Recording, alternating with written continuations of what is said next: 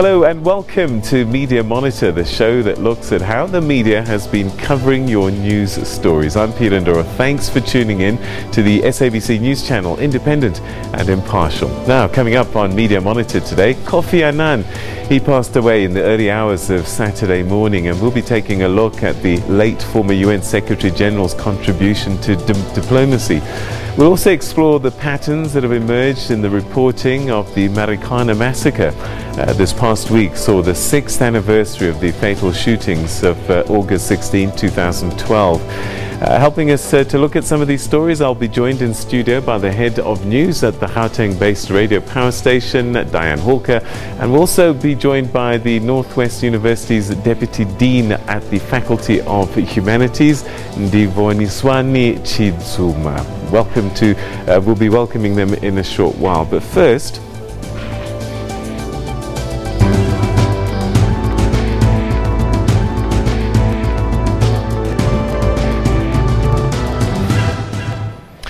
former UN Secretary General and Nobel Peace Prize laureate Kofi Annan has died at the age of 80.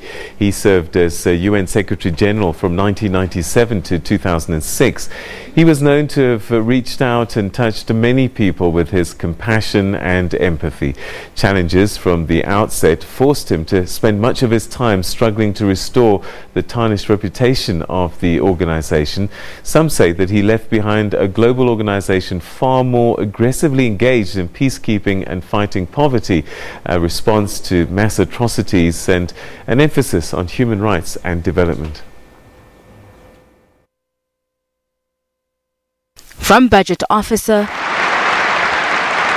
to one of the world's most renowned diplomats, Kofi Annan was born in Ghana to an aristocratic family. He joined the United Nations family after studying economics in Geneva. The career diplomat headed up UN Human Resources and then its budget office before being appointed peacekeeping chief in '93. Annan catapulted to the top UN job 4 years later, making him the first Secretary General to rise from within the UN as well as from sub-Saharan Africa. He led the UN through the divisive years of the Iraq War and the trauma of the September 11 attacks. This is a tragic and a very sad day for us all. Kofi was a very special person to many people, a mentor, gave us such inspiration. Does it better? The quiet-spoken Annan was credited for raising the United Nations profile during his two-term tenure from January '97 to December 2006. To receive the gold medal and the diploma. And was awarded the 2001 Nobel Peace Prize. Annan had a special responsibility to Africa, working tirelessly on the continent. It's a great loss. He was an outstanding diplomat, outstanding leader, and he was a role model for many people on the continent. He was a diplomat extraordinaire. In his ancestral land, Ghana, a week-long period of mourning has been declared. The current president described Annan as a believer in Ghana. The global statesman will be remembered on every corner of the world for his commitment to peace in Africa and the globe as a whole. Hasina Gori, SABC News. All right, so that's Kofi Annan, who's passed away yesterday in the early hours of the morning after a short illness, and he was surrounded by his family. Well, to help us unpack this story and other stories, it's my great pleasure now to welcome into the studio Head of News at Power FM, Dianne Hawker. Thanks very much for joining us and welcome to the program. Thank you for having me. And next to you, the Deputy Dean, Faculty of Humanities at the Northwest University, Ndivhoniswani Tshidzuma. Thanks very much for joining us and welcome to you. Thanks for having me. All right, so Kofi Annan, as the headlines have been reading and writing, huge person in terms of diplomacy. But he did a lot over the years, a lot over the times. A lot of people will speak and talk about his time as UN Secretary General, but he was much more than that before and after. How should we be remembering Kofi Annan? Let's start with you, Dianne. Well, I mean, he was definitely a career diplomat. I mean, he'd been at the United Nations since the 1960s and worked his way up through the organization. Obviously, a lot of people make a point of the fact that he was the first black African leader, Secretary General of the United Nations. And I think just from an optics perspective, I think it made the United Nations more relatable, because the fact of the matter is the United Nations does do the majority of its work on the African continent. And I think just to see someone leading that organization who looked like us made the organization less sort of far away and less removed from those here on the continent. There has been some criticism, obviously, for Kofi Annan and his time there. He was the Under Secretary General on Peacekeeping at the time of the Rwanda massacre, and as well. And then pretty soon after that, we also had the Bosnian crisis, which was also something that really stained the reputation of the United Nations. And then I think about 2 years into his career, then Kosovo happened. So it was really a tough couple of years. But I think what he did do is kind of try to maintain the reputation of the United Nations as this overseeing body, whether that was something that people believed or not, that would look at sort of global peace. But I think also he tried to expand the idea of global peace beyond just what happens in a war situation, but that there are various socio-economic things that need to be tackled for global peace to actually be maintained. And I think also one of the things he did work on quite extensively was not having the UN being the primary responding institution, to have bodies like ECOWAS and the various bodies be the ones that are the first responders, and the UN to provide support. All right, so he did a lot of work, but Ndivhoniswani, I wonder, you know, when we get our guy, a black guy in charge, is there an unreasonable expectation from African countries and Africans in general for huge changes? And did he deliver, in your view? Yeah, Kofi Annan, we celebrate his period, and as an African, we're very proud of him. The 8 years he gave to us, the services. He is one of Mandela's statue. You know, he is the one who opposed the Americans on the Iraqi war. Remember when he arrived at that time, the Iraqi war started. You know, only Mandela could do that in those days. And it's today, these days, that we seeing that he was right when he was opposing the Americans. On his retirement, he tried his best to serve us as Africans on the Elders Committee. He was chairing the Elders Committee. The 10 years of Kofi Annan's foundation, he was trying to bring back the experiences he learned all over the world during his tenure at the UN. He was saving a lot of conflicts. African leaders were calling him in a lot of conflicts that we have under the umbrella of the elders. So he delivered. We are very proud of him. And the experiences that he had all over the country, as she mentioned, on the Bosnians, on the wars, you know, the Syrian wars. Before the Syrian wars, he was also negotiating those wars, you know. So I think he delivered to us as Africans. In those days, it was difficult to get an African leader on the UN. It was, we only had our own, the African Union in those days, Boutros Ghali. So we're very proud of Kofi Annan and his services. So both of you have raised something interesting for me, which I struggled with yesterday, because I put out a tweet and I said, you know, first black African head of the UN. Some people push back a little bit, saying, no, by saying that, black African, we're belittling Boutros Ghali. I should rather say second African. And I just wonder, as the media, how do we describe people? Because it is a fact that he was the first black African, or does it matter? I mean, how do we write these stories? Because I guess in some ways it does shape how we view these things.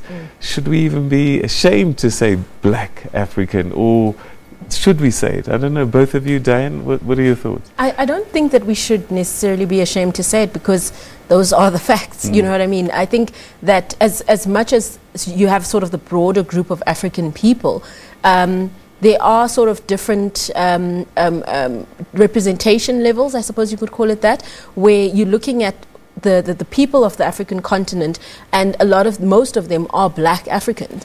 And they also are you know, there's a whole thing of in some of the sort of Arabian, or the African countries that are closer to the Arabian part of the world, they are kind of less, not really considered less, but they don't identify as much African as, you know, us here in the SADC region.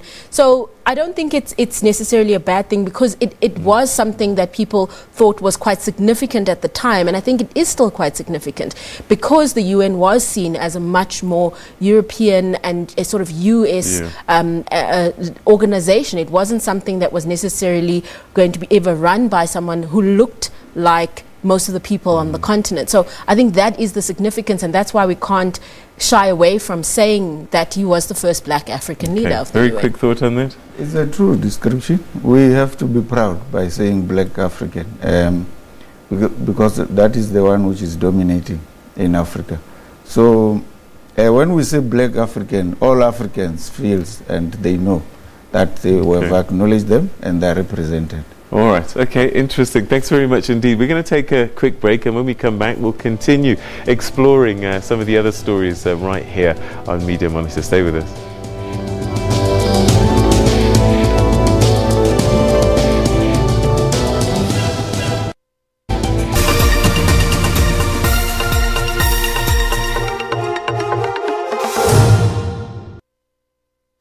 Imagine if you could learn everything you need to know about life from yourself.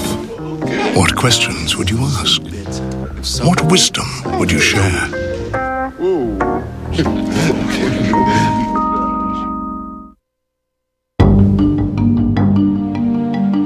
I always say entrepreneurship are those that see opportunities where others don't. You can't give me a bad deal. You can't cheat me. Because I'll read my own contract. I know what's going on in my contract. But I've never been afraid of a challenge. I'm one of those people. I didn't know the difference between my money and the business money. Whatever money that came in used to be your money. You'd go shopping, driving all these cars, and we were forgetting to pay creditors. If we're more diligent with how we utilize our money. So the great thing with this and my other job, being an advocate, is that in both industries, I sort of own my time. Today, we're doing inner city buildings, we're doing commercial projects, and we're doing property development even within the township scale, and even now going to the extent of now even establishing offices in the States to be able to raise capital to invest in Africa. Keep it locked to Bupilong every Saturday at 5:30. News at 9. We go beyond the headlines of the day and breaking news to bring you all the angles and in-depth analysis of stories that impact your life. We are on the ball with all economic stories. Our bureaus around the globe are ready to connect you to events as and when they happen. So join us every day at 9 to zoom in on the day's big stories.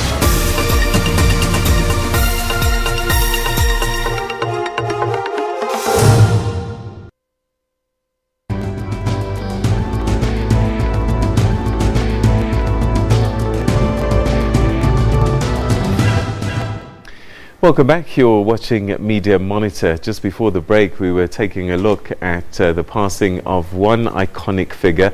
Well, we take a look at another one now. The news of the death of struggle icon Zondeni Veronica Sobukwe echoed across South Africa this week. Affectionately known as the mother of Azania, the late struggle veteran was known as one of the most defiant and fearless icons of the struggle against racism and white supremacy in the country. As the country mourns her death, some, especially the youth, say that they don't know her history. Is her history deliberately written off, and how can we ensure that we continue to tell the stories of our unsung struggle icons for future generations? Well, my guest to discuss this is Mr. Laibon Mabasa, who's a veteran in the PAC, the Pan-Africanist Congress of Azania. Thank you very much for joining us. First of all, our condolences, and I'm sure it was a difficult moment when you heard of the passing of Mam Zondeni. Yeah, it's been very, I don't even know how to describe it. But let me correct, I'm not a veteran of the Pan-Africanist Congress. Okay. I'm a member of the Black Consciousness Movement. Okay. My link with Mama Sobukwe, when Sobukwe died in 1978, the most difficult times, because the political organizations had all been banned. People have been in prison. The leaders of the PAC, like Zef Mtuping and others, were in prison. The greatest challenge that faced us was, how do we bury a person who was described by the apartheid regime as the only political prisoner? You remember they said, at that time the apartheid regime said there were no political prisoners in South Africa except Robert Mangaliso Sobukwe. They introduced the Sobukwe clause in parliament just for one person, for them to be able to continue to incarcerate him. And it was very difficult. We couldn't even get PAC people or PAC leaders, some of them were just gone to prison, come back from prison, to arrange his funeral. I was 26 at the time. There were no political organization, and Ishmael Mkabele and I, Ishmael was 27, I was 26, we became the young people who agreed to go to Kimberley to go and meet Mama Sobukwe, so that the Sobukwe funeral is organized. And you know, when we got into the house, she asked who, she didn't even know us, we were very young. She said, who are these young people who are coming here? We explained why we are there and what our mission was. She just broke out and cried and said, it's just young boys who have come here. I think if Zefan Nyam Tuping was around, he would face cannons and whatever, but he would have made it here. So our relationship with the Sobukwe family started at that point, that it's these young men who came, who made arrangements, and ultimately were able to transfer the Prof's body from Kimberley to Graf Reinet. We organized that entire funeral as young people. And from that time, our relationship with the family was extremely tight. But what's important, it's the question, or what you had said right from the beginning, that here is the man who was the most recognizable person. Ahmed Kathrada says, of all people who went to Robben Island, the person who suffered more than anybody else is Robert Sobukwe. Then you ask yourself, why is that?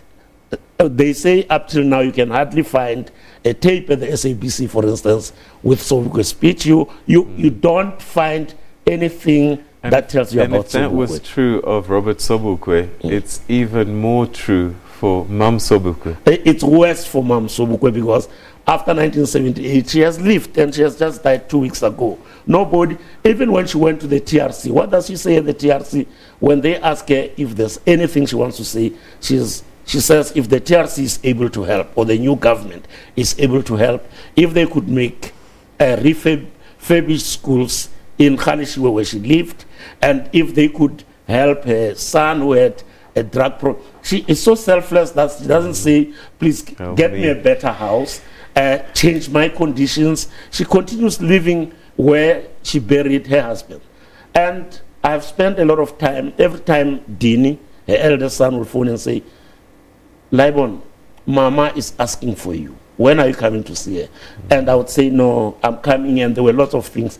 And ultimately I said to people, I sent the first people who went there and started talking about Mama Sobukwe, who even put the pressure that ultimately made President Ramaphosa to acknowledge her. It was important that Sakina spoke about that why is it that Nothing was done for her until a few people started writing in the newspapers about her conditions and so on. And it's people I work with who did that. So why do you think her story was never properly told? Was it the media, or was it the story of PAC? victors. Who was it? The story of victors, you know, the old story of victors, that lions are strong, are powerful and so on. But every time their stories are told as opposed to men are the victors over them. Because the ruling party and the PAC had historical issues, the ANC, to tell the truth, has done nothing actually to elevate their core travelers, their core fighters, the most important people who fought side by side with them. It's not only Sobukwe, it's a whole lot of people who could have been acknowledged. Don Matera, speaking about the Black Consciousness Movement, he says, this is the movement of God. It's the movement of God because when Winnie Mandela was taken to Brantford, in 2 days, we were already in Brantford. When Mama Sobukwe, when Tate Sobukwe died, we were the first to be there because we understood that which linked all the people who are fighting, who are struggling, to the commonness of their struggle, irrespective of the vehicles, the political vehicles, which might be the ANC, the PAC, the Black Consciousness Movement, ASAPO, and so on. We understood that those were just vehicles, but the liberation struggle was one, and it belonged to all the people of our country. All right, let me bring in my studio guests as well, Dianne and Ndivo. Let me start with you, Dianne. Must we as the media shoulder some of the responsibility that there's a whole generation of people who didn't know Mam Sobukwe and didn't know how she was living right up until she died? I think we can shoulder some of the responsibility, but I don't think it's entirely. It should all be placed on the shoulders of the media. I mean, looking at the newsrooms as they stand in most South African newsrooms, resources are extremely tight. You know, you're struggling to just cover the stories of what is happening on any given day. So it can become quite difficult to go and kind of take a step back and look at stories that are not about the events of any given day. And I think that's where really people that have sort of more of that time on their hands, like documentary filmmakers, you know, NGOs, those people can also help in telling the South African story, because it can't only be the media's responsibility, because already our news cycle is completely ridiculous. You know, you have state capture, you have all of these things that are happening, and we do actually need support from others. Surely shouldn't there be some priorities? Because Mam Winnie Mandela, we gave her time, and she in many ways perhaps was of the same ilk. Yeah, you're right. It's unfortunate that we're sitting here again after celebrating Mam Winnie Mandela. It's a program. Documentation is a program that should be driven from above. We as media are foot soldiers, you know. If we get marching orders from the leadership of the country, media follows majority of times. What I'm saying is a program is that there have been discussions, you know, of digitizing historical heroes that we had and we're still having in our country. The Department of Communications around 2003 and 4, they started a program called NDR, National Digital Repository, and it fell out around 2006-07, and it was starting to document all heroes from all over the corners of South Africa, so that media can have, because media need archives. Majority of us today in the media is young people.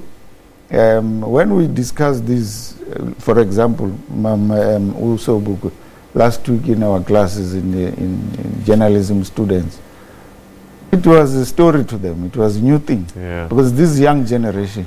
But if the leadership has assisted media on that, I think media was going to have enough to play around. We've run out of time, but I want to give you 30 seconds so that you can, in 30 seconds, just say to the people of South Africa and beyond, how should we remember Mam Sobukwe? I think we have to remember her as one who was willing to challenge the limits of tyrants which often prescribe how far we can go with those who oppress us. She was willing, if you remember, she's the one, she was a sole fighter for her husband to get assistance after it was proven that the prison authorities gave Sobukwe food with bottles. She wanted medication. She even at one time applied for an exit permit to leave South Africa because the condition of her husband was a difficult one. So we have to remember her as the one willing to fight, the one willing to protect her people like a lioness would protect its cubs, and the one probably who was one of the most important people. You know, when I went to Grafrenet 2 weeks ago, people said I actually killed her because she held onto my hand and said, Libon, I've waited so long for you to come here. Now I can sleep peacefully. And then she sleeps forever, which was a little bit very difficult. Tate Libon Mabasa, thanks very much indeed for coming through and sharing your thoughts with her, about her with us. Thank you so much. Thank you. All right, okay, we're going to take a quick break, and when we come back, we'll take a look at what's been happening on the digital media space during the course of this week.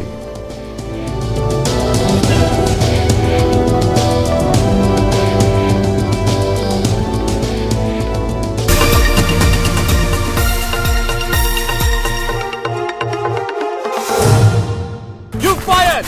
Unfair dismissal. Car accident. Court appearance.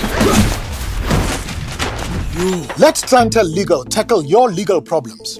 Whether it is a car accident, unfair dismissal, uncontested divorce, unfair blacklisting, or a wrongful arrest, we have tough professional lawyers standing by to assist you.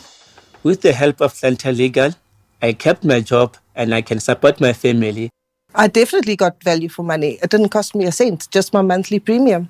There was one man with his lawyer against a big bank and I won.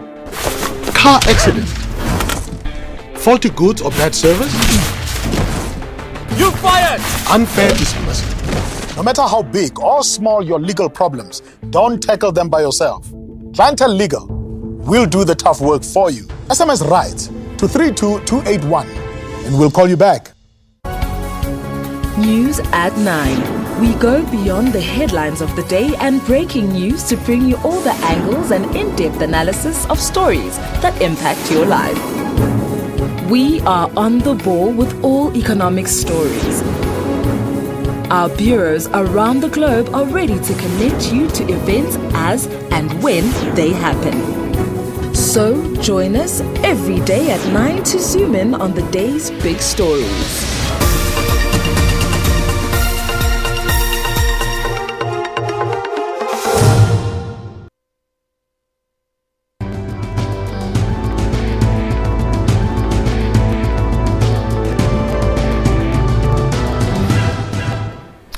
Hello, welcome back. You're still watching Media Monitor, and what we do often is take a look back and see how some of the stories, the top stories, have been told on the digital space. And our digital team have been compiling this package for us. Let's take a look. Welcome to this week's Social Media Wrap. Coming up, SABC Digital News attended a makers meetup at the Johannesburg's newest high-tech address, the Timologong precinct in Braamfontein, where we find out more about what tech entrepreneurs are up to. So I'm a guy who likes to invent, so I built this robot out of trash. So the main purpose of building these things is that I wanted my talent to be recognized so that one day I'll be able to make something that will simplify people's lives. But first, let's look at the major trends of the week with Tanya Curry. I think it comes as no surprise that one of the biggest peaks this week is Shaun the Sheep Abrahams. If we have a look at the charts, we'll see over a timeline that Shaun Abrahams came in as the biggest peak on the 13th of August. It comes in as the second largest story over a 7-day period. If we look at the other big stories, one of the biggest stories is the death of ProKid. ProKid was one of the biggest stories last week, and it has extended across into this week. This week sees the anniversary of Marikana. That particular story comes in as the 4th largest story this week. Another big story that made an impact on the net sentiment ranking is NSFAS. That particular story coming in with a negative net sentiment rating of 81.5%. Another one that gives us a big negative net sentiment is the Lost Boys of Bird Island. And finally, Mama Sobukwe. That particular story coming in with a positive net sentiment because of all the outpouring of celebration of her life, and that comes in at a positive sentiment of 45%. Journalists are always chasing stories, but a lot of the times the stories come to us. Did you know on SABC News' Facebook page, you can submit your tip? Help us out. Get your story out and get your story told. For now, it's time to have a look at what you've liked this past week on sabcnews.com.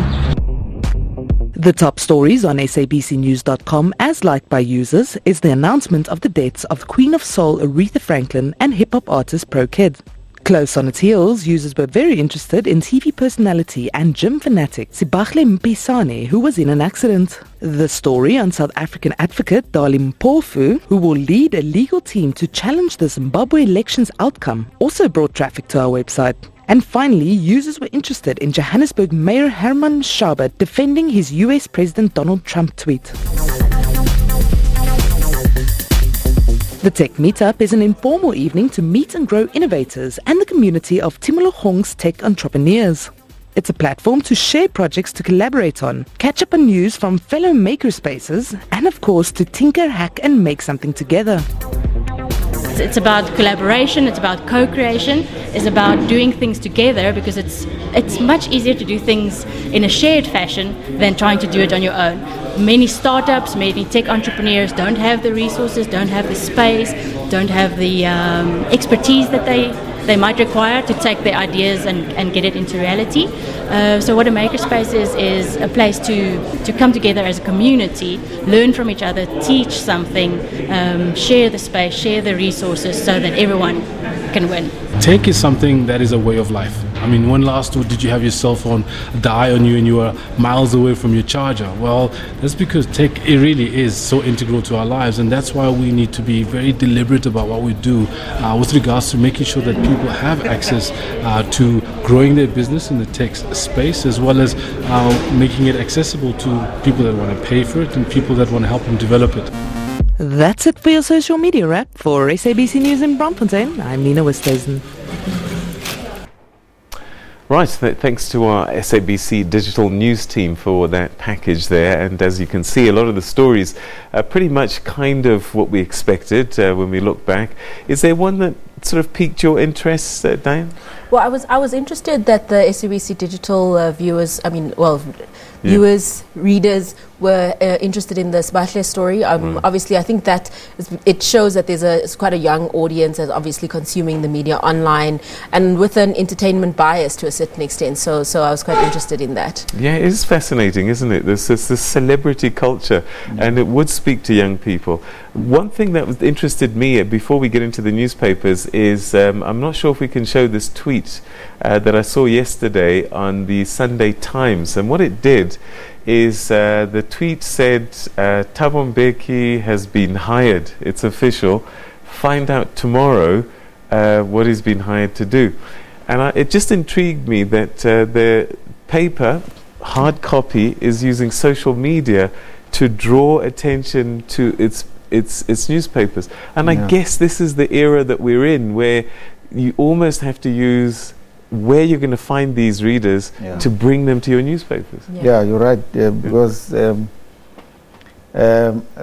in journalism today, they're calling it, the academics are calling it robo-journalism. It's like robot journalism. Remember, the old journalism is that we write articles that are this long, then today's technologies, they put those into smaller bites. So the newspapers, the hard copies, they need smaller bites so that young youth today, because they're pushing over their cell phones, they can push little text and find out, oh, these are the leading stories, you know. Then they can go and buy or go and read the hard copies. So that's how journalism is being improved today because of technologies. But there is a lot of effects that in journalism, people today, technologies is assisting us. Collecting data in the stock exchange, for example. There's a lot of companies that are there, but you'll find that financial reporters that are reporting to radio stations, to televisions, they need smaller headlines. So the systems in the stock exchanges, through the robo-journalism, they can compress that into little text, and attach that. Then it's sent to social media and the rest. I do both. I still have my ritual on Sundays. I have to get hard copies of newspapers. Yeah. But I don't know that I see a lot of young people buying newspapers, and that their primary source is just, are we all eventually going to go digital? Well, I think that eventually the print audience will become a much more niche audience, but I think that the print publications will want to speak to and write to that particular audience. And you'll get a lot more of the kind of breaking news type of stuff online, whereas what you're going to be getting from a hard copy product or what you're expecting to get anyway, will be something a lot more considered and a lot more detailed. And I think that that's the way that we're seeing things going now, where I worked at TISO Black Star, so I know that the Sunday Times, Times Live, and what was the Times last year, they worked on a sort of a converged newsroom to try and get everybody to work in a symbiotic relationship. And I think it's getting there now, because you can see that element of the preview on the Sunday Times, but then you also see on Times Live during the week things getting unpacked that sort of started off on the Sunday paper. So I think that's how we're seeing newsrooms changing now, where you can't have these silos of the digital and what would be the radio or television newsroom. They have to work together to feed the different audiences. So Ndivo, looking at the front pages of these newspapers, is it surprising to you that none of them have got Kofi Annan on the front page? I was shocked to see that. None of them at all, none of the major ones. And then the Sunday Times has Aretha Franklin. What does it tell us? Yeah, it's surprising. I had to look for the story of Kofi Annan inside Sunday Times. It's the only one that reported about from others. Remember, it's the speed of reporting. And one can blame technologies in our country.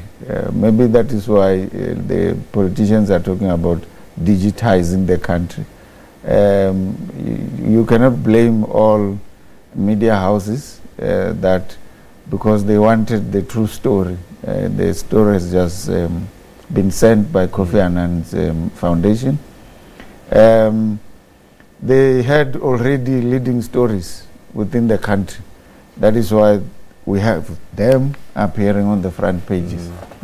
But yes, as journalists and as academics, it's surprising why all of the papers didn't have Kofi Annan. When you go online, the media houses online had Kofi Annan on the headlines of their stories. So maybe because of the printing processes, that's what delayed. We can have an excuse of delay. Is there any particular story that grabbed your attention, or something you want to add to that? Well, I was surprised that they didn't have Kofi Annan. They do make reference to it on the front page of the Sunday Times, but it's it's a story that's on page 10, which, knowing how newspapers are put together, if they change page 10, it means that they had time to have put it somewhere else more prominent. So I'm wondering why they would have put it sort of in the back end of the newspaper. But looking at some of the other stories that are contained here, I was interested in the City Press reporting on who's likely to be the DA's Gauteng Premier candidate. That announcement is expected to happen later on today, they're saying that Solly Simanga has been the one that's been chosen. It's been quite interesting because being in the radio space, we interact a lot with the Pretoria audience at Power, and they are very vast views about whether Solly Simanga is doing a good job as the mayor in Tshwane. So to see him then go into that role as the Gauteng Premier candidate, if that is the prediction is true, it's going to be very interesting to see how that plays out. Ndivho, is there any other story that grabbed your attention? Yes, I picked up the NPA story. Very interesting. Who will lead the NPA, National Prosecuting Authority? Because all the cases that we have in the country, the NPA needs to drive that. And the state capture, all the commissions that we have. We're talking about the anniversary of Marikana this week. It's about the NPA. All the corruption cases of state entities is about the NPA. So it's the story that is capturing the readings of South Africans today. Yeah, and South Africans have got their choices as well. Some are surprising and some others not so surprising. Yeah. All right, you know what, we're going to leave the papers for the time being, but we will pick up on the Marikana story right after this break. So stay with us. You're still watching Media Monitor.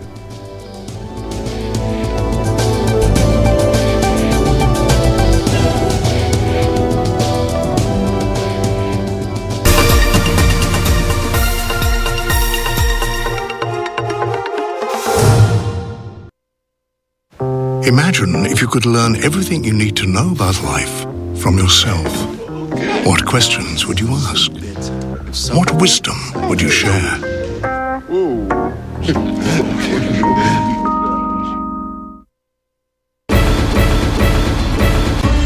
Is he facing conspiracy? What is the nature of the corruption charges that he faces? But if it's a blatant kind of corruption case, he faces a potential 15 years in prison. And lest we forget, his father is in the dock in a few weeks' time, also facing corruption charges. So those parallels between father and son and the regime change in South Africa and what's happening with our courts at the moment will be something that is profoundly interesting, I think, to all South Africans.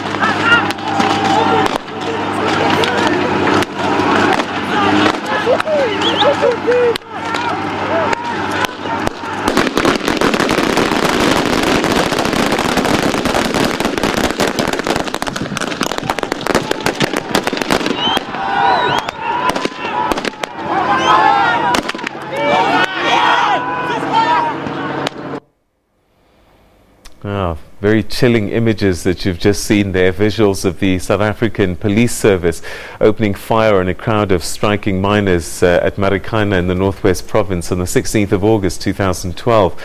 Now, the police shot at 17 mine workers at that particular point at the Marikana copy before pursuing fleeing workers, killing a further 17 of them at a smaller copy at which is now known as Scene 2.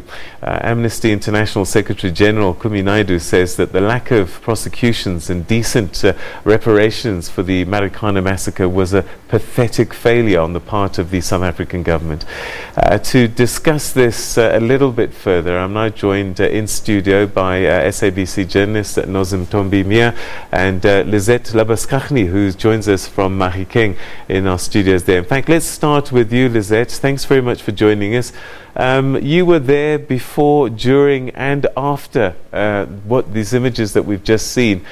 Take us back to that time, and as a journalist, could you see what was developing, or did that day come as a surprise to everybody? Take us back to that time. Good morning to you, Peter. I don't think it came as much of a surprise to us. At that stage, we've already been at Wonderkop for around 3 days. And we actually wanted to come back to Mafikeng on that first day. We called our editors, we said, you know, nothing is happening. We're sitting, we're watching the mine workers, they are watching us. 6 o'clock in the evening, we go back. The story is just not going anywhere. And before we could leave Rustenburg on the Thursday morning, we got a call from the police spokesperson during that time. And he said we will have a very early press briefing with the provincial police commissioner at that time. And she came out quite strongly and she said, today is D-Day. Whatever happens today, we will move these mine workers from Wonderkop. And we know that they would start coming to Wonderkop at around 8 o'clock in the morning. Huge amounts of mine workers, they would sit there. They were very protective of the area. The media was not allowed to even approach them. They didn't want to speak to us if we would come closer. They would start making these low humming sounds in their throats, just showing their dissatisfaction with us. And we then realized that today something serious was going to happen. And what I found quite interesting on that day specifically is that at around 3 o'clock, there was no movement yet from the police. And the media were actually the ones who started pushing, who said, you know, guys, we've got deadlines, 4 o'clock is coming. If you are planning to do something, can you please just actually start doing this operation, because now it just looks like another day at Marikana. And it was just at around 4 o'clock when we saw the first vehicles moving and the operation actually starting. So we had a good warning from the police that now they're going to move in, they're going to start. And that did help us to at least make sure that our cameras were in the correct position. But the exact details of what would happen and how it would unfold, obviously we couldn't actually foresee. As it then started to happen, I wonder, as a journalist, you have to be mindful of your own safety, but at the same time have to tell a story. Take us through the challenges of being in a situation and having to be also aware enough to be able to tell the story. That's correct, and we were briefed by the police before we actually went to Wonderkop on the Thursday. We were told how the operational areas were stationed. We were driving there in a police escort to Wonderkop. When we got there, we were actually told that we had to reverse park our vehicles. We had to face what they called forward holding area 1. And we were told that if anything should happen, the situation gets out of hand, we should all move with this police escort, and that would be a safe place. But what happened actually is that we saw these mine workers coming from the Kopi. They were moving as the police were actually they moving their cars as well. And I could see that photographers and the like were moving to the side of Nkaneng, because we could see that mine workers were streaming to that side, and that the police were trying to keep them from actually reaching the informal settlement there. So it was a good understanding of the situation by camera people that were there on the day, at least positioning themselves. And you'll hear from that clips as well that in some instances the media even walked in front of the police's first line of defense, which was of course the public order policing. And you can hear from that clips one of them shouting, "Media, get back, get back, get back." And I think it's actually lucky that none of them actually got shot in that. We were trying to find at least some place where we could be reasonably safe, hiding behind some of the houses there. But I think it's just absolute luck that nothing serious happened to us there. All right, and then in the coming days, you had to try and get the details of what happened. You know, people were speculating what caused it. We're going to chat about the inquiry later on, but how difficult was it to try and figure out exactly what happened? It was quite difficult to cover the event in general. The ones that we wanted to speak to was the mine workers, and they had an absolute silence. They were not allowing any communication with the media when they were on the Kopi itself.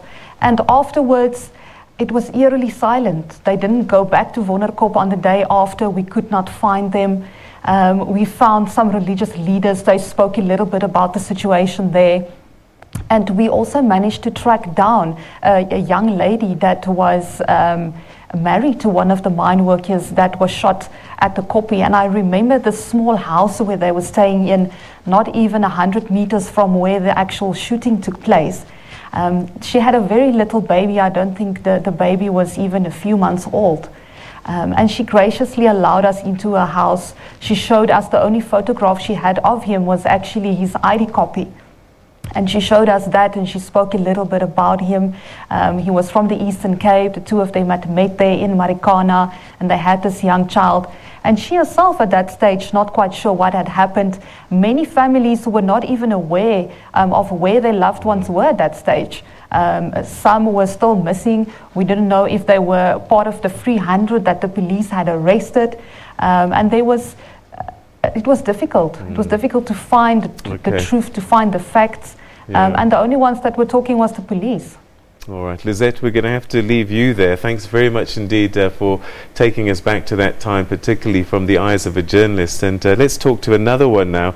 Nozintombemia, you then had to pick up the story when the inquiry started. And take us through that experience and how you tell the story of an inquiry when it was difficult to tell the story of the actual shootings themselves. Well, Peter, it was... it was extremely sad when you got to the inquiry. Remember that the inquiry initially had been in the northwest, and it was then moved up to Centurion because it was just too expensive to have all the Johannesburg lawyers move all the way down there.